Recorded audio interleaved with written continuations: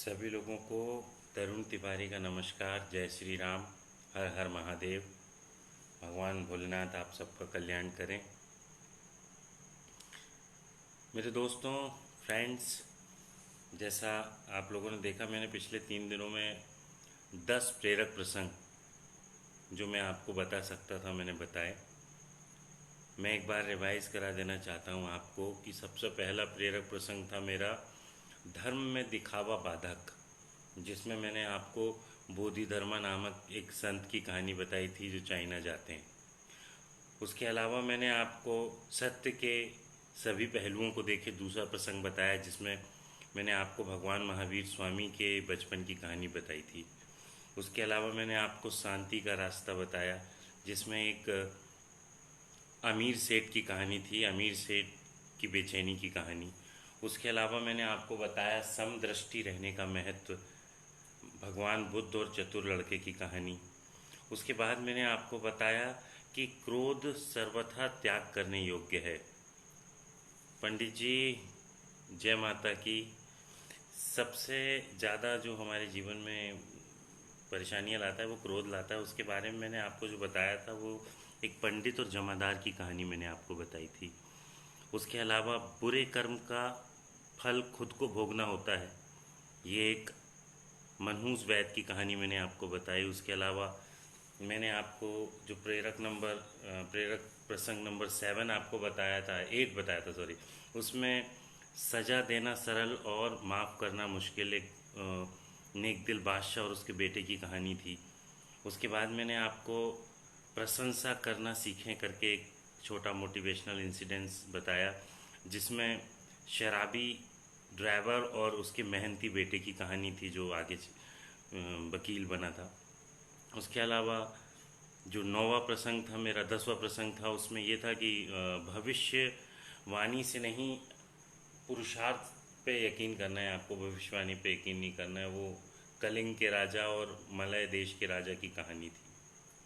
तो ये 10 कहानियाँ मैंने आपको, छोटे छोटे इंसिडेंट्स आपको मैंने बताए और बहुत अच्छा आप लोगों का रिस्पांस मिला मेरे को। एक्सपेक्टेड जितना था उससे अच्छा आपने रिस्पॉन्ड किया। मैं बहुत थैंकफुल हूँ आप लोगों का। आप लोगों को जो मिला वो मिला, लेकिन इससे मुझे भी काफ़ी कुछ मोरल मिला, उसके लिए मैं थैंकफुल हूँ।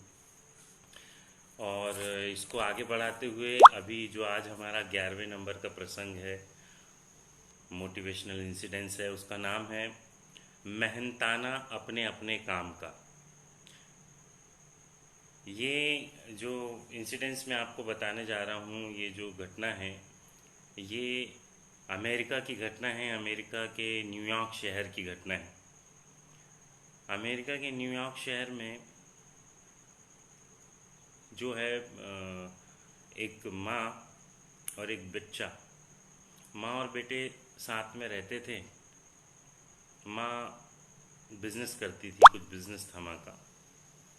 तो एक दिन कुछ काम माँ ने बता दिया अपने बेटे को, क्योंकि छोटी बहन भी थी घर में, तो छुटपुट जो काम थे उसको बता दिए। तो बच्चे ने काम वाम किया और एक चिट बना के, ऐसा कुछ चिट बनाया लिख के उसने, और चिट बना के मम्मी के सिराने पे, मम्मी के जो बेड के पास रख दी। उसमें लिखा हुआ था कि कार धोना $2, टेबल साफ करना $2, बहन की देखभाल करना उसके भी $2। उसके बाद उसने छोटे मोटे काम जैसे घर के घरेलू काम करने का, उसमें $4। ऐसे कुल मिला के उसने लिख दिया था $10। और वो चिट्ठी मम्मी के सिराने पे रख दिया था। मम्मी जब सो के उठी तो उन्होंने देखा उसमें $10 उन्होंने रखे, और $10 के साथ माँ ने भी एक चिट्ठी रख दी। तो जब बच्चा खेल के वापस आता है तो देखता है कि $10 रखे हैं, तो बड़ा खुश हो जाता है कि यार वाह, मेरे को तो $10 मिल गया, मम्मी ने दे दी।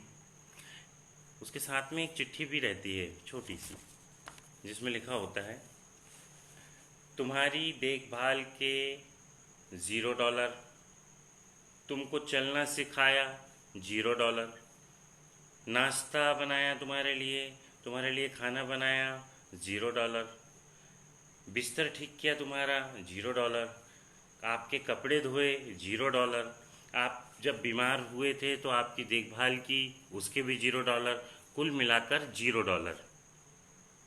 जब वो लड़का वो चिट पढ़ता है तो वो बहुत शर्मिंदा होता है, बड़ा दुख होता है उसको, और वो अब जाके अपनी माँ के पास लिपट जाता है और बोलता है कि सॉरी माँ, मुझे माफ़ कर दो। तो दोस्तों, माँ या कोई भी अपने अपने काम का मेहनताना अगर लेने लगे तो हो गया। कुछ चीज़ें जीवन में आपको बिना मेहनताना की भी करनी होती है। इस छोटे से प्रसंग से आपको ये सीखने को मिलता है। अमेरिका की एक यूनिवर्सिटी ने सर्वे किया और उसने पूरा कैलकुलेशन किया कि एक माँ जो काम करती है घर पे, उसमें एक मनोचिकित्सक का काम, एक केयर टेकर का काम, एक कुक का काम, एक सफाई कर्मचारी का काम, ऐसे कुल मिला के जब उन्होंने वैल्यूएशन किया उसका, तो एक घरेलू महिला जो काम करती है उसका वैल्यूएशन जो उन्होंने निकाला, उस हिसाब से एक घरेलू महिला जो घर का काम करती है उसको $42,000 पर मंथ की सैलरी मिलनी चाहिए। तो दोस्तों, हमारी माँ जो होती है वो हमारे लिए इतना करती है जिसका कोई हिसाब ही नहीं है, और माँ बाप हमारे जीवन की अनमोल धरोहर हैं। आप इनका ख्याल रखें।